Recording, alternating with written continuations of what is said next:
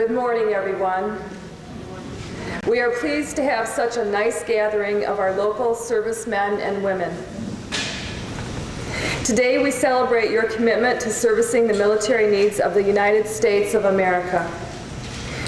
It is a great honor to have these distinguished veterans in attendance with us today. Thank you for your duty, your sacrifice, and your patriotism. Mrs. Hunwick and our 8th grade students, we also thank you for envisioning and planning this celebration. At this time, I invite Elena Brenner to come forward and lead us in the Pledge of Allegiance.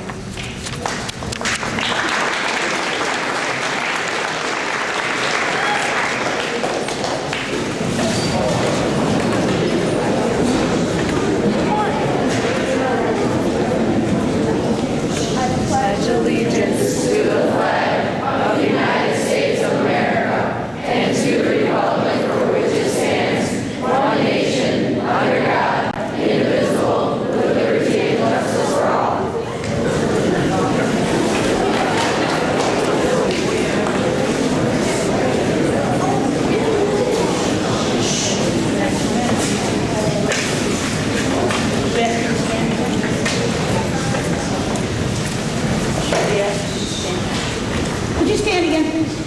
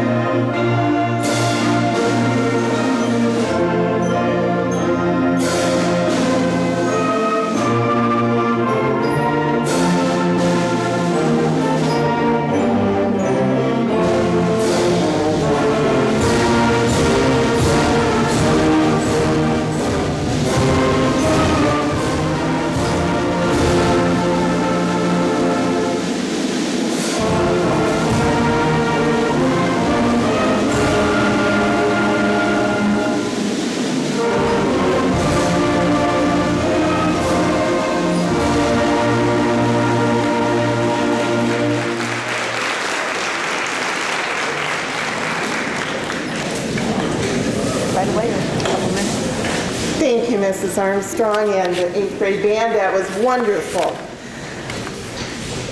I'd like to thank everyone for coming this morning to honor our country's veterans.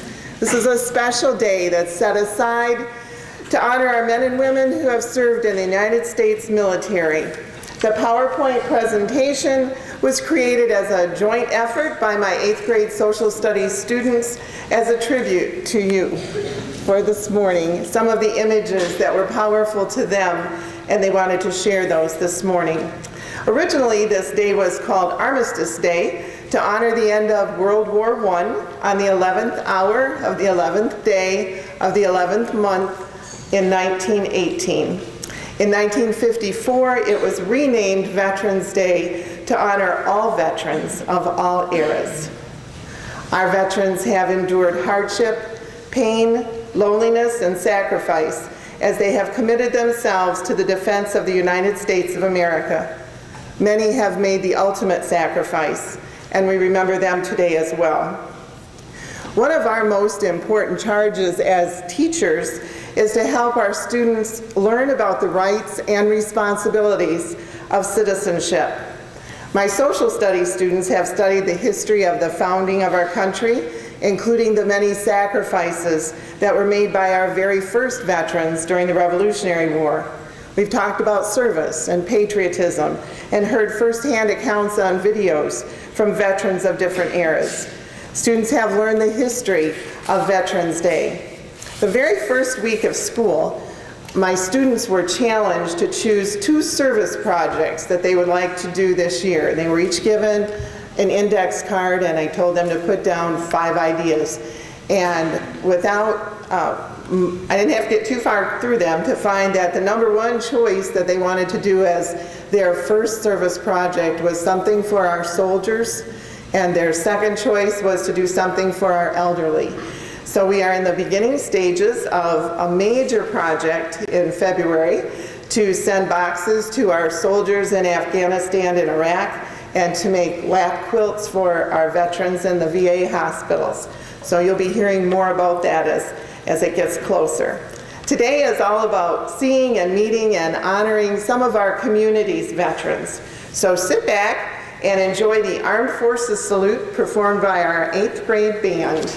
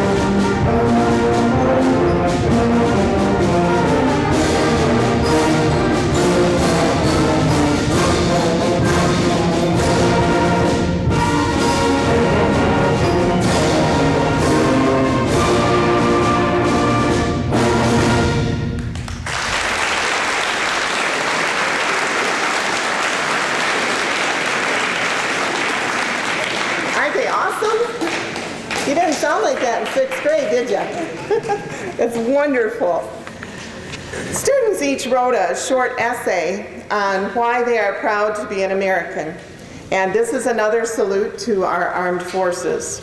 2 students, Sonia and Emily, are going to read just a few of these. And if you ladies will make your way up here to the podium, they will be all presented to Mr. Chuck Teller at the end. I have about 160 of them there to share with one of our local veterans groups, so that some of our veterans who weren't able to be with us today will be able to know that they're very much appreciated. Students, when your name is read as the author of this essay, if you just stand for a moment so that we can identify who wrote it, we'll hold our applause until all of them have been read. Okay, and we'll just go back and forth between the 2 of you and get close enough to the microphone. Ladies? Life, liberty, and the pursuit of happiness are all American values that I treasure and will protect with my own life, just as our veterans have done. I am proud to be an American because to be an American is to be free. Our veterans protected our freedom and our beliefs. I am proud of what they do for us and honor with all my heart. I thank the veterans for all they have done to make America proud, free, and great. By Ryan Barra.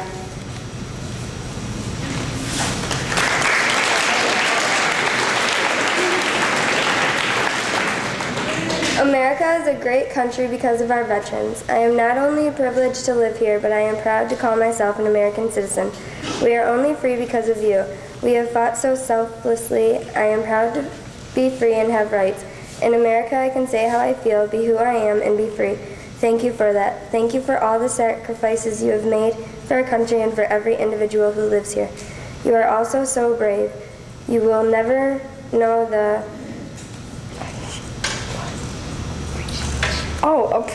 appreciation I have for each of you. Not only today, but every day we honor you. Thank you. God bless you, and God bless America. Rachel Sullivan.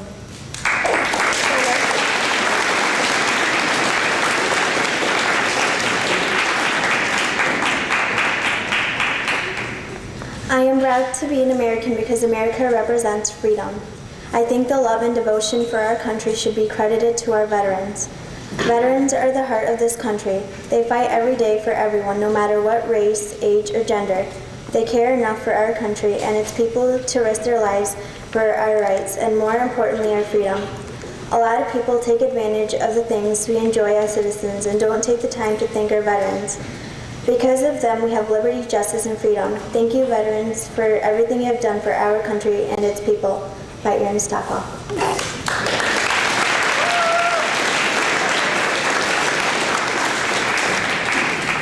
I am proud to be an American because I am free. People have put their lives on the line. On the line to make sure we can continue to have this freedom. This right to vote, freedom of speech, and freedom of the press are all things that symbolize American freedom. A lot of countries lack these advantages and we take them for granted. We would not be free if we were not for our country's veterans, the people that fight the battles and protect these rights. I want to say thank you, veterans. Jimmy Raditz.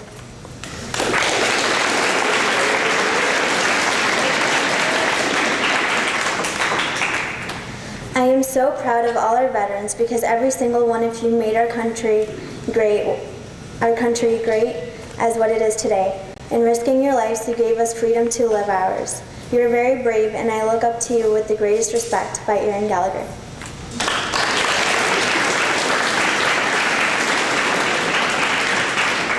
When we say the pledge every morning, we think about the soldiers who served and who died trying to make our country free. I am proud to be an American because I have the freedom to stand up for what I believe. I salute you with honor for the sacrifice that you made to help make everyone in this country free, including me, Mackenzie Black.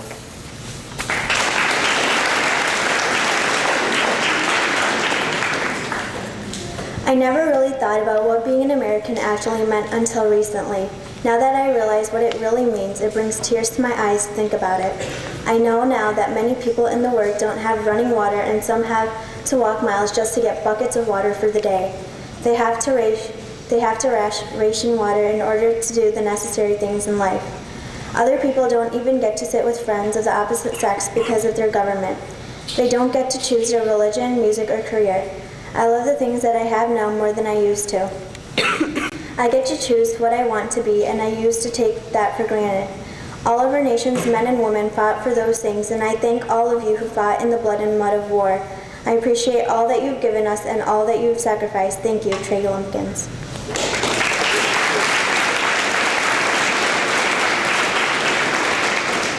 I am proud to be an American because I always know that I am free. You made that possible, and I thank you. You risked your life to save others. I would never be brave enough or have enough courage to do what you did. There is no other country in this whole world that I would rather live in, and you are the reason for that. I know that you saw a lot of things that you would rather not have seen, and unfortunately lost some really good friends. I thank you for everything that you have done. Jared DeWitt.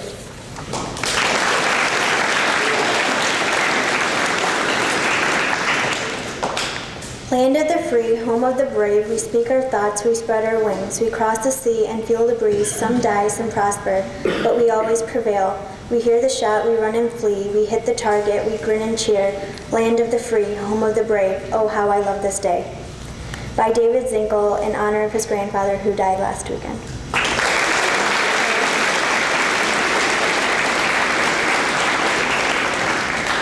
I am a citizen of a country that is a great and powerful nation. I respect my country and all it stands for.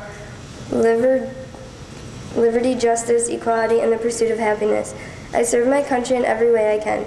I am proud because there's only one country like mine in the world, and I am proud to live in America.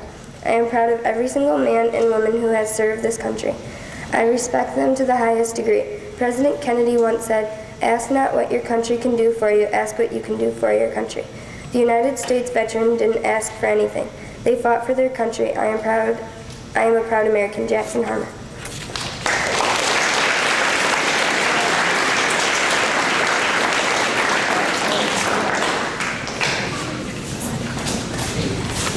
Thank you, ladies, and thank you, students.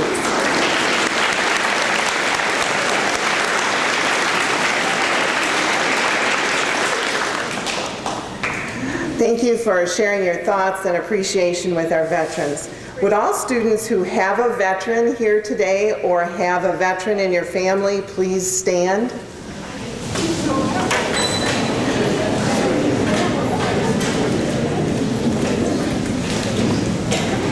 Thank you. You may be seated.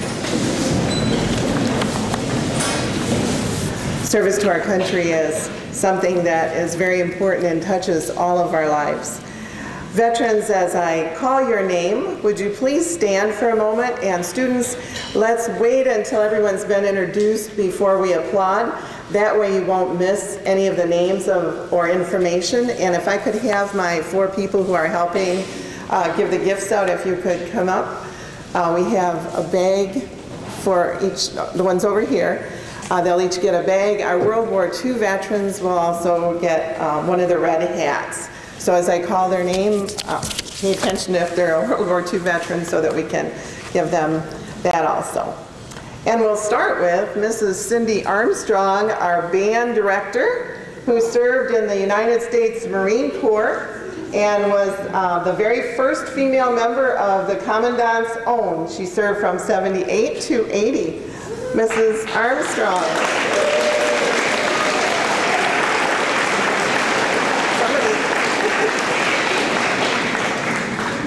Yeah, be on that side of the table so you can take them to him quickly. Okay, Walter Austin with the United States Marine Corps in Vietnam. This is Jordan Heacock's grandfather. Thank you so much, Mr. Austin.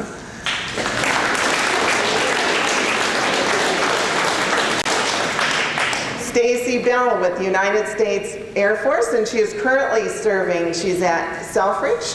Thank you so much.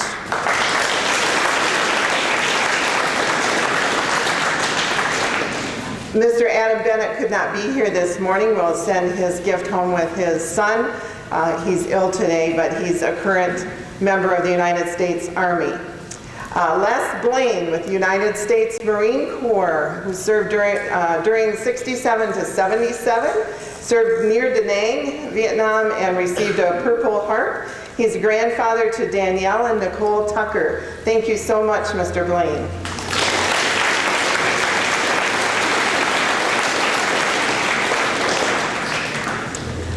My own Uncle Jack Carr, who could not be here today, and probably a lot of you know him from the different veterans associations. His family was called in last night, so he's very, very ill with lung cancer, but he was in the United States Army and Air Force in World War II and Korean War. Wayne Crankshaw, the U.S. Army Infantry. Mr. Crankshaw, who was with us last year too, and is one of our World War II veterans. Yes. Thank you so much, Mr. Crankshaw.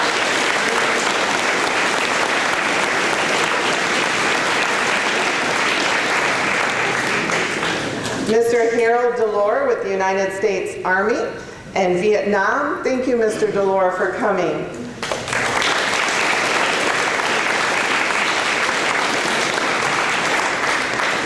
This next family had 6 brothers, and all 6 brothers served in the military. 3 are with us today. The first is Mr. Don Dickinson, who served in the U.S. Army in the Korean War. Thank you, Mr. Dickinson.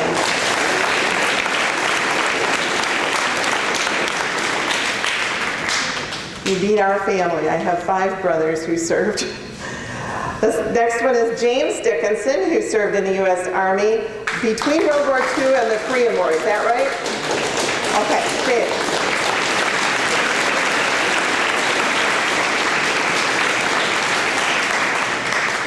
And Leroy Dickinson, who was in World War II, and he was in D-Day to the occupation of Germany, correct? Thank you, Mr. Dickinson.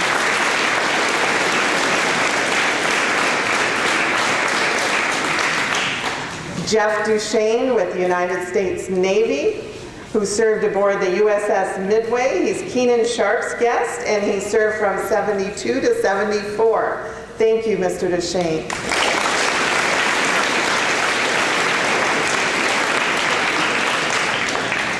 Donald Eady with the United States Army, served in the Korean War, and this is Sarah Hall's grandfather. Thank you, Mr. Eady.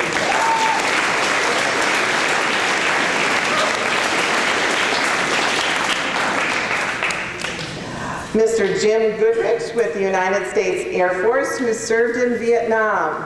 Thank you, Mr. Goodrich.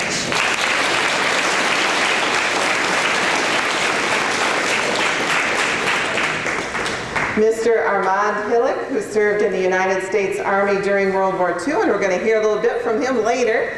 Thank you so much, Mr. Hillick.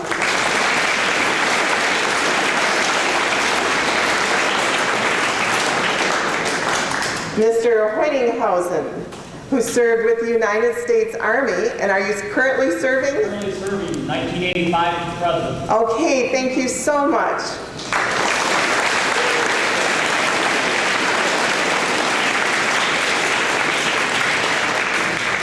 Mr. Bill Kirkendall with the United States Army during the Korean War, and this is Kyle Gleischaw's grandfather. Thank you, Mr. Kirkendall.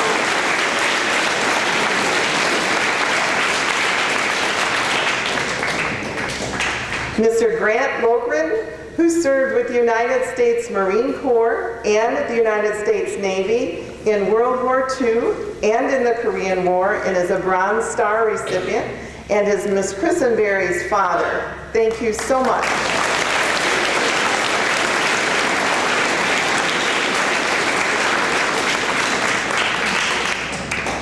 Mr. Tim Luddington with the United States Air Force from 2004 to 2008. This is Elena Bennert's guest. Thank you, Mr. Luddington.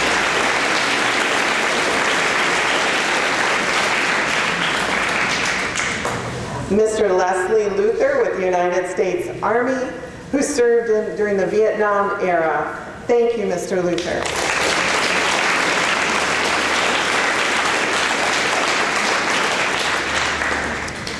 Mr. Robert McClellan, who served with the United States Air Force. He was in the Air Police in Washington, D.C., guarding VIP planes from 1951 to 1955. Thank you, Mr. McClellan.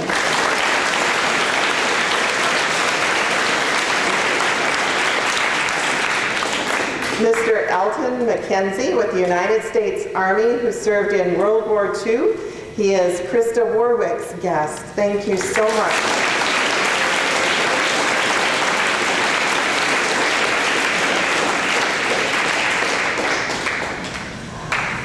Mr. Will McLaughlin, who served with the United States Marine Corps and is currently one of our teachers here at Fort Gratiot.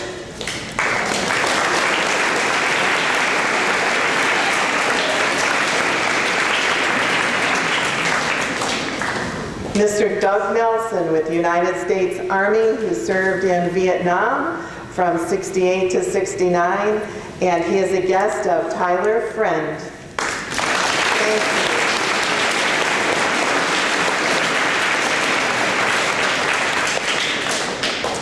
you. Mr. Frank Newman with the United States Air Force, who served from 1956 to 1965, and who is Marion Kirby's grandfather. Thank you.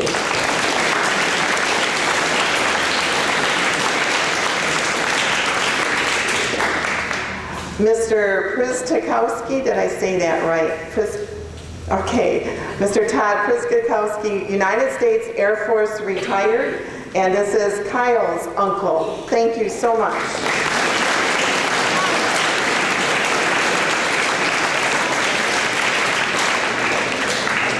I'm not sure where Mr. Walt Sharon is. He had called me about bringing in the rock bottom chopper from Marysville that they did as a tribute to the veterans, and he was going to be here, so I'm assuming something has come up unexpectedly this morning, so he's not with us. He's with the United States Army. Mr. Chuck Teller with the United States Navy, who served in Vietnam and who was also with us last year. Thank you, Mr. Teller.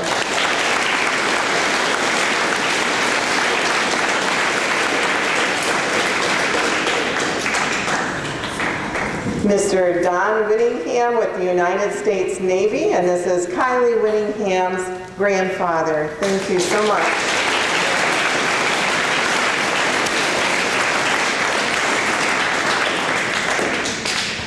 Kenneth Zhang, who is with the United States Marine Corps and served from 1973 to 77.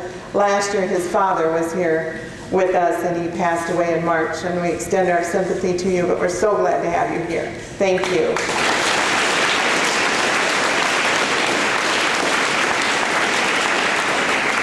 Mr. Christopher Garcia, who is with the United States Army National Guard. He's a staff sergeant, served in the Iraq War in 2005, and is currently still serving. This is Juanita Garcia's dad. Thank you, Mr. Garcia.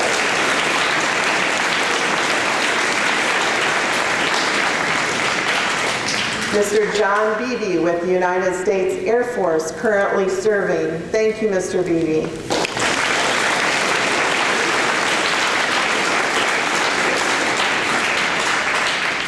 Mr. David Picklehop with the United States Air Force, who served from 1942 to 1946. Thank you, Mr. Picklehop.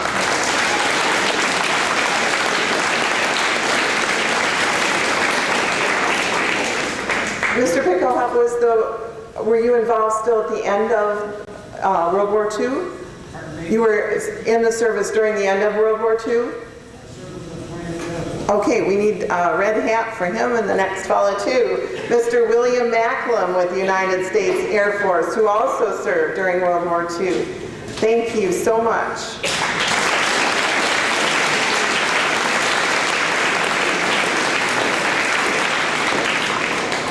And Donna Mangus, who served with the Air Force from 1980 to 1994. Thank you so much.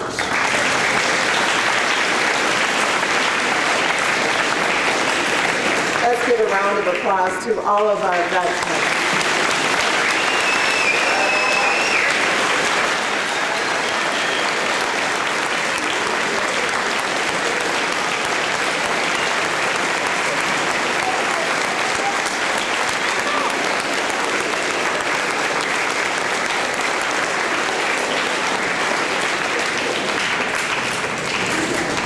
Did I miss anyone? Did I miss anyone? That's definitely a possibility. This is the perfect time to hear the Stars and Stripes Forever from our band, Mrs. Armstrong.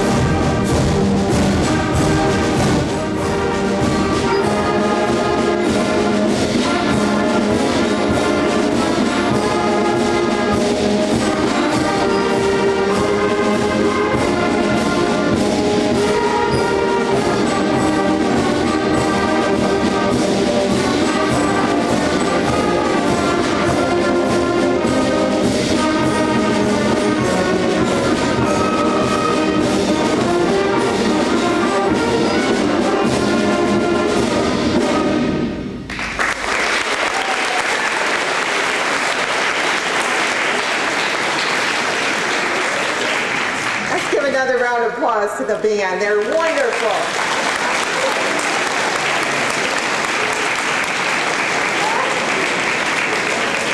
I'd like to thank them and Mrs. Armstrong for all the extra work to prepare for those songs for the assembly. We really appreciate it.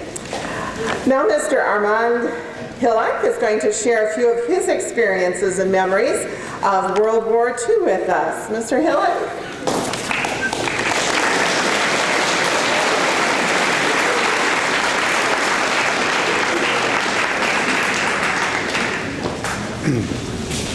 Thank you, Sandy.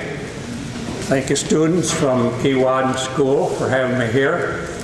My two youngest children went through this system, and then my two grandchildren went through this system, and they still had the same band leader as we have now.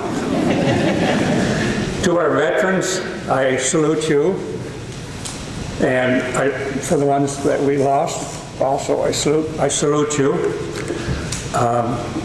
I was born north of Lakeport on Jettle Road, and I went through the Croswell school system, and I worked for Michigan Bell, and I waited to be drafted because I knew I was going to go into the Signal Corps, and I did, and I was drafted in December of 1942 and went into service in January 1943.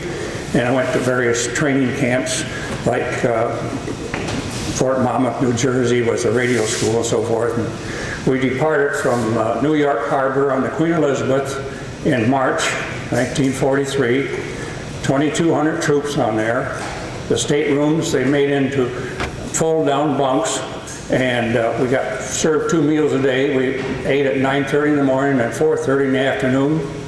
When they backed out of New York Harbor, I was on about the 6th deck, and I looked down. I said to my buddy, I'm going to go down to the ship. I'll never jump from here. It's too far. And 3 days and 3 nights, and we were pulled into Scotland. We went 33 knots an hour, and we went on a zigzag course. Every 7 minutes, we changed course, and we went alone. And we'd see a convoy on the horizon, and we'd pass it, and there'd be another one, and it was just, and that ship never did get torpedoed. And it was a sister ship to the Queen Mary. They were both the same size, huge ships. And the crew was English crew naturally. So we landed in Scotland, and one of their toot-toot trains, which I call them English little trains, they always tooting all the time, took us down to the town of Kidderminster, and we stayed there. And when the invasion of France started, they started moving us down, and every few days we'd move closer to Birmingham. That's not the right. Anyway, it was the port where we kicked off to go to France, and we landed on D+40. They were fighting in the hedgerows, and they formed the 3rd Army on the beach there, General Patton, and they assigned us to the 4th Armored Division to string wire to their positions as they moved along. And once we got out of the hedgerows, those rascals meant 20 miles a day, and all they owned was a blacktop road. The enemy would fold to one side, and pretty soon they would give up to the infantry and the boys that would pick them up. And we were in Nancy, France, and on the Sarre Valley, and we got word that we're going to move, and we heard about the Battle of the Bulge, and General Patton says, we'll be there in a day and a half, and it was a long hike, so we drove all night in our trucks, and we had 50 caliber on a tripod or on a ring there, and we had to take turns standing up there and taking care of that or aiming that gun. And we got into Luxembourg next day, real late, and we were supposed to stay in a school by the edge of town, and instead we went into town. We stayed in a big auditorium there, our battalion there. And that night the school blew up. The Germans had mined that school, and we were just lucky we missed it by 1 day that we didn't stay there. And from there we went up to the little town of Fells. We stayed in a farmer's house there, an old fellow by the name of Johann, and we slept upstairs so we didn't have to stay out in the cold. Then we moved into, we were on the southern flank of Bastogne, and we moved through there, we got going, and we finally ended up in Bitburg, which was right on the border. And from there we went to we went to the Rhine River. We crossed the Rhine River, and they had Navy fellows there with landing craft taking the troops across first because there was no bridge. And the Rhine River is identical to our St. Clair River, just as wide and just as deep and just as fast. And then they put these bridges across there, one bridge, and General Patton couldn't wait to get his tanks across there and get going again. And we were having chow on about the second night there, and somebody heard this gun crack, and we all got down behind a stone wall, and a shell hit that stone wall, and it was just all the steel flying was red hot, and it was just burning wherever it went, and it didn't hit any of us, so we were lucky there. And another night there, I was out on the middle of the bridge, though. We had wire across the bridge, and the bridge would work like this, up and down, and it cut one of our wires. So I and another fellow was out there, and we were fixing the wire, and it was about 10 o'clock at night, and down come an airplane down the river, and it dropped a flare over us, and it was the brightest thing you ever seen, lighter than day, and all we did was stood there like statues, and it didn't, the plane flew off and didn't bother us anything. It was a German plane, and we fixed our wire, and we got away with that, so we were lucky. And after we ended up way over in Germany, and we ended up in the Austria border. One morning we had coffee with Russian soldiers there that was coming from the other way. And as we were approaching Austria, one day we were stringing wire along the road there, and I looked up, and here come a German Jeep with a white flag on it, and behind it was a whole bunch of troops. And I said to Sergeant Sherman, he was a farmer from St. Francis, Kansas, and he was a full-blooded German. And I said, see what that fellow wants, you know. So he come up there, and he wanted to give up and surrender. And Sergeant Sherman said, we haven't got time for you to do it. Go on down the road, and somebody else will take care of you. And so here's like 900 troops walking four abreast behind this German Jeep, and they had 3 of those old army trucks in the possession, and these fellows, and you talk about some downtrodden people walking along there. Of course, they had no guns, no nothing, just walking.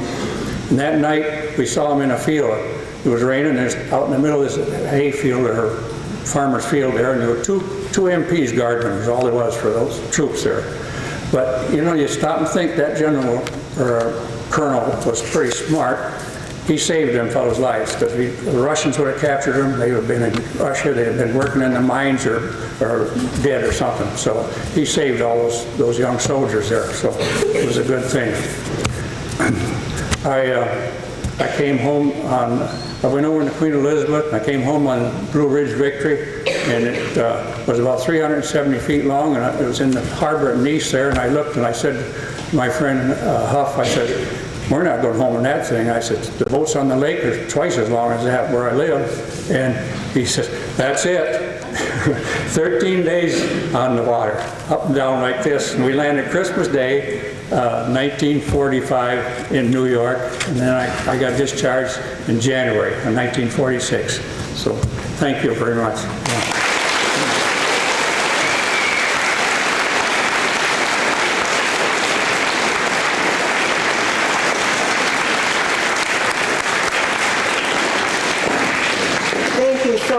Mr. Hillock. Each one of these men and women have stories that are just fascinating. I can sit and listen to veterans, their experiences, just with a million questions going through my mind, and fascinated with all that they've been through, and yet the optimistic spirit that I continually see. As we leave today, I'd like to read one short poem and just say a few closing words. This is a tribute, a Veterans Day tribute by Joanna Fitch. When America had an urgent need, these brave ones raised a hand. No hesitation held them back. They were proud to take a stand. They left their friends and family. They gave up normal life to serve their country and their God. They plowed into the strife. They fought for freedom and for peace on strange and foreign shores. Some lost new friends, some lost their lives in long and brutal wars. Other veterans answered a call to support the ones who fought. Their country had requirements for the essential skills they brought. We salute each and every one of them, the noble and the brave, the ones still with us here today, and those who rest in a grave. So here's to our country's heroes. They're a cut above the rest. Let's give the honor that is due to our country's very best. And as we leave today, our task is to know our history, know why we are here, and what it has taken and will take to keep our country free. I'd like to thank all of you students who have been awesome today, and thank the parent helpers who have provided refreshments. Thank you, Mrs. Ullenbrook, for setting up the refreshment area. Mrs. Armstrong, with your work with the band, our custodians for setting everything up today. Of course, our veterans, our teachers, and our students who have made today's tribute a memorable event. Students, you're going to return to your first hour class, and when the bell rings, and you'll have about 10 minutes after you get back there, you'll go to your second. Veterans and student greeters, I need you to remain here for a few minutes until the hall's clear. Let's stand and give one last round of applause to our veterans.